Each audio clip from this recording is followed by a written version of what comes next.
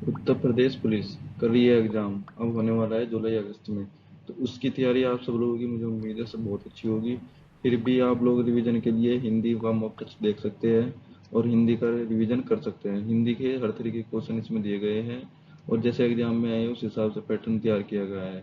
आप इस वीडियो को देखकर खुद का आकलन कर सकते हैं और अपनी तैयारी को बेटर बना सकते हैं। और भी आप इसी के साथ हम इस सेकंड वीडियो को कंटिन्यू करते हैं और आगे बढ़ते हैं क्वेश्चन नंबर 1 की तरफ। देखो इसी के साथ क्वेश्चन शुरू करते हैं। हिंदी वर्णमाला के अंतःस्थ व्यंजन कौन से हैं? अगर हम बात करें अंतःस्थ व्यंजन की, तो अगर हम से बड़ा स पेट पे से छोटा स है, इसकी बात करें तो उसको बोलते हैं संघर्ष या उसमें व्यंजन। तो जो इसका जो सही आंसर है वो हो जाएगा य र लैव है, जिसको अंतःस्थ व्यंजन बोलते हैं।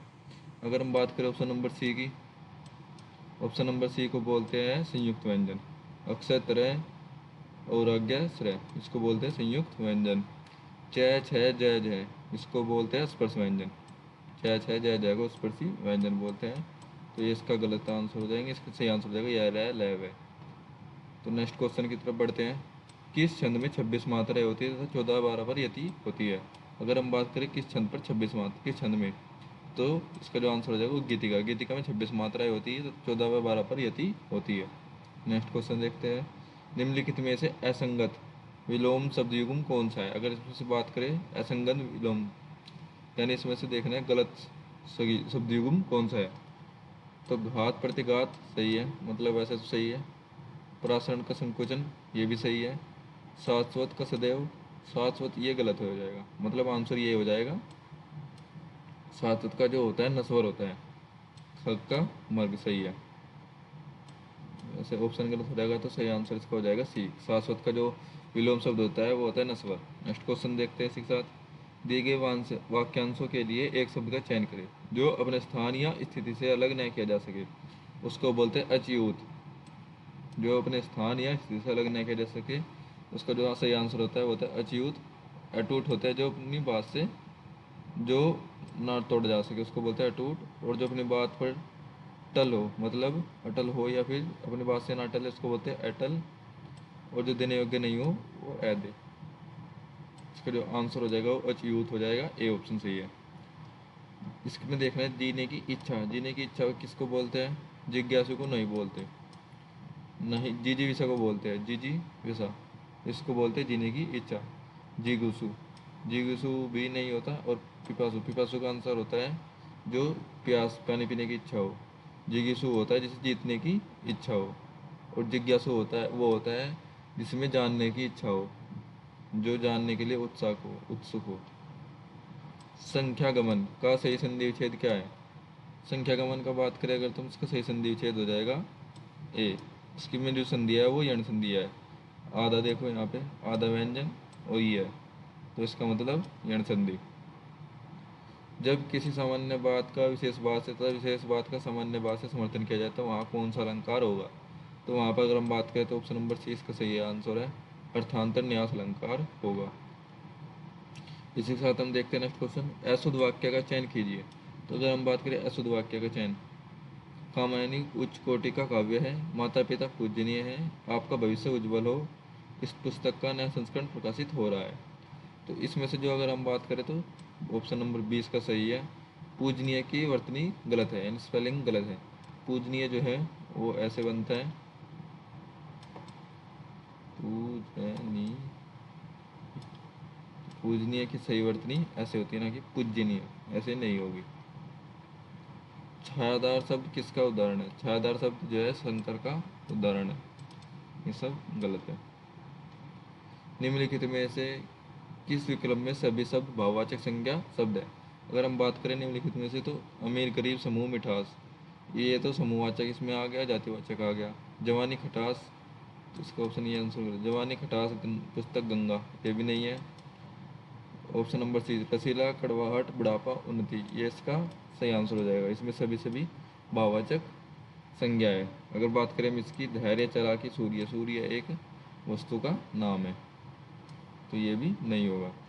ठीक है, इसमें व्यक्तिवाचक संज्ञा हो गया, तो ये इसका मतलब ये आंसर गलत है। नेक्स्ट क्वेश्चन देखते हैं हम। नीचे लोकोक्तियों तथा उनके अनेक अर्थ दिए गए हैं, इनमें गलत अर्थ वाली लोकोक्ति का चयन कीजिए। तो लोकोक्ति देखनी है। आगे नाथ ने पीछे पग, हाँ बंधनहीन। 3 13 होना संगठित होना है क्या?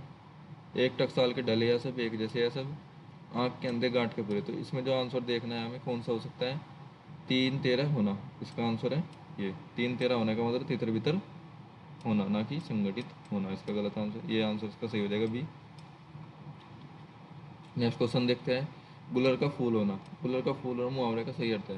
तो इसका जो सही अर्थ हो जाएगा, हो जाएगा दुर्लभ वस्तु। गुलर का फूल मतलब जो बहुत दुर्लभ से मिलता है, तो इसका जो सही आंसर हो जाएगा दुर्लभ वस्तु, बहुत मुश्किल से मिलता है। ठीक है। मैंने राधा के लिए कपड़े खरीदे, इस वाक्य में कारक का प्रकार चाहिए। तो यहाँ पे क्या आया हुआ है? के लिए। तो आप इसी से आइडिया लगा सकते हैं। तो इसका मतलब हो जाएगा संप्रदान कारक। किस भाव की परिपक्व अवस्था को रस कहा जाता है? तो अगर बात करें किस भाव की, तो अस्थायी भाव की परिपक्व अवस्था को रस कहा जाता है। अनुभव, संचारी भाव, अस्थायी भाव, ये सब का मिलान से और इसके परिपक्व अवस्था से रस बनता है। तिरंगा में कौन सा समास है? तिरंगा मतलब 3 रंगों वाला। तो इसमें जो है संख्यावाचक का बोध हो रहा है, तो इसका इसका जो सही आंसर हो जाएगा द्विगुण हो जाएगा। जिसमें संख्यावाचक का बोध उसे द्विगुण बोलते हैं। अभ्यंतर का सही अर्थ है, अगर हम बात करें अभ्यंतर का सही अर्थ, तो इसका जो आंसर हो जाएगा कि वस्तु का आभा नहीं, किसी वस्तु का बाहरी भाग बिल्कुल नहीं, किसी वस्तु से भिन्न नहीं, किसी वस्तु का भीतरी भाग। हाँ ये सही आंसर है इसका, किसी वस्तु का भीतरी भाग अभ्यंतर का सही अर्थ है। किस क्षेत्र की बोली को कोशिका कहा गया है? तो अगर हम बात करें किस क्षेत्र की बोली को कोशिका कहा गया है, तो जो इसका सही आंसर हो जाएगा वो वाराणसी। कोशिका जो है आर्य समाज की भाषा है, वो वाराणसी में बोली जाती है। ठीक है। नेक्स्ट क्वेश्चन देखते हैं। समूहार्थक शब्द को चिन्ह कीजिए। समूहार्थक शब्द गुलाब, गमला, पुरुष, अस्तवक। तो जो इसमें जो आंसर है वो पुरुष भी एक वचन है, गमला भी एक वचन है, गुलाब भी एक वचन है। इसका जो सही आंसर देगा अस्तवक हो जाएगा। इसका जो मतलब होता है फूलों का गुलदस्ता, फूलों का गुलदस्ता। तो इसका जो सही आंसर हो जाएगा वो ए हो जाएगा। नेक्स्ट क्वेश्चन देखते हैं। जूही की कली कविता के कवि कौन है? जूही की कली कविता के जो कवि है सूर्यकांत त्रिपाठी निराला है। ये सब नहीं है। निम्नलिखित में से मिश्र वाक्य का चयन कीजिए। इसमें जो मिश्र वाक्य प्रातःकाल होने पर चिड़िया चहचहाने लगती है, ये तो नहीं है। पहली सुबह बस पकड़कर शाम तक लौट आओ, ये भी नहीं है। जो विद्यार्थी परिश्रमी है, यहाँ पर थोड़ा स्टॉप लगा, वह अवश्य सफल होगा। तो ये आंसर इसका सही है। राजकुमार ने भाई को मार डाला और स्वयं राजा बन गया, ये भी गलत है। इसका जो आंसर हो जाएगा वो सी हो जाएगा। जो विद्यार्थी परिश्रमी है वह अवश्य सफल होगा। नेक्स्ट क्वेश्चन देखते हैं। शब्द युग्म के सही अर्थ भेद का चयन कीजिए।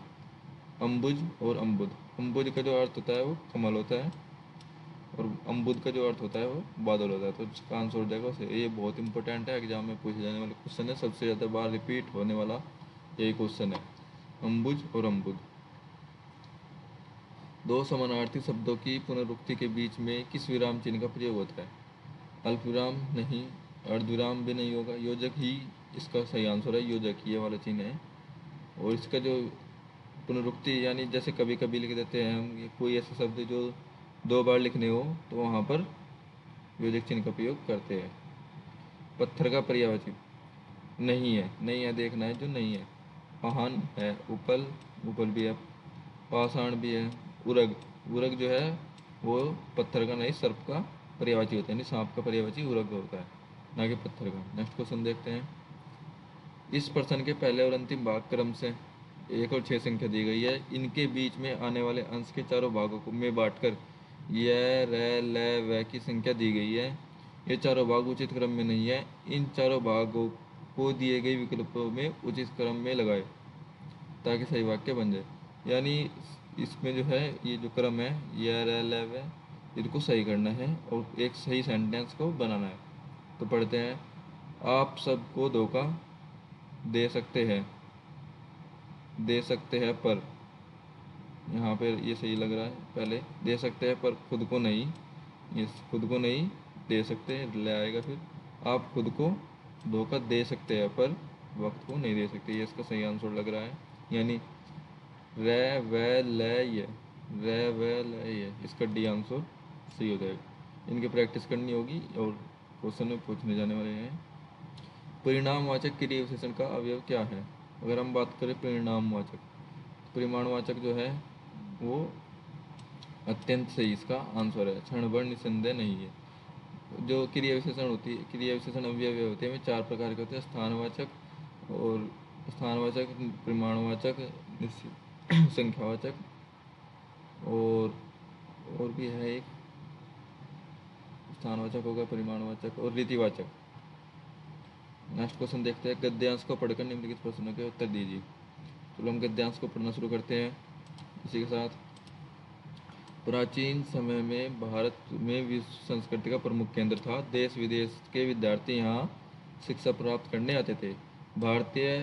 प्राचीन भारतीय शिक्षा प्रणाली अंततः विद्यार्थी को पुस्तकीय और आध्यात्मिक ज्ञान प्रदान करते थे। साथ साथ उसके, देखो यहाँ पर योजक चिन्ह का प्रयोग हुआ, साथ साथ उसके शारीरिक शिक्षा भाग भी प्रदान की जाती थी। उससे युद्ध कौशल भी सिखाया जाता था। इस प्रकार, भाग गलत है यहाँ पर लिखा हुआ, इस प्रकार प्राचीन शिक्षण संस्थाओं या आसनों विद्यार्थी के चहुमुखी, इसको हाईलाइट कर लो, चहुमुखी विकार पर ध्यान देते हैं। आज स्थिति भिन्न है। वर्तमान में दोषपूर्ण शिक्षा प्रणाली सिर्फ डिग्रीधारी बेरोजगारों की भीड़ उत्पन्न कर रही है, सही बात है। आज के अधिकांश युवा शिक्षा प्राप्त करके भी स्वावलंबी नहीं बन पाते। उनके हृदय में देश और समाज के प्रति किसी प्रकार का कर्तव्य बोध की उत्पन्न नहीं होता।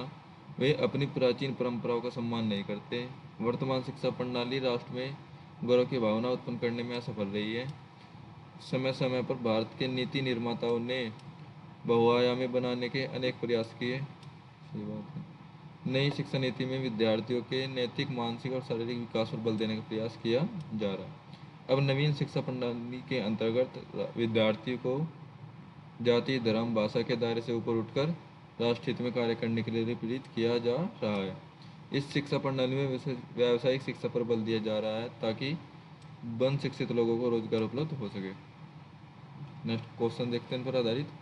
प्राचीन समय में विश्व में शिक्षा और संस्कृति का प्रमुख केंद्र था।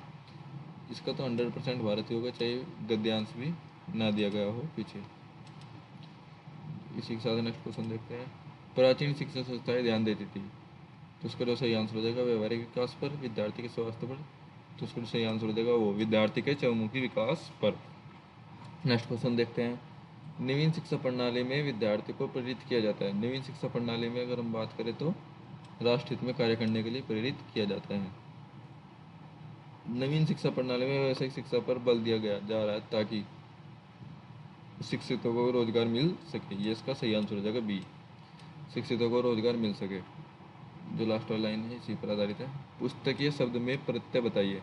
तो बात करें अगर पुस्तकीय शब्द में प्रत्यय जो है ई है होता है। वाक्य में त्रुटिपूर्ण भाग चयन कीजिए, यानी गलत इसमें देखने। अनेक अध्यापकों, शिक्षाविदों या तथा भाषा शास्त्रियों का सहयोग मिला है, कोई त्रुटि नहीं।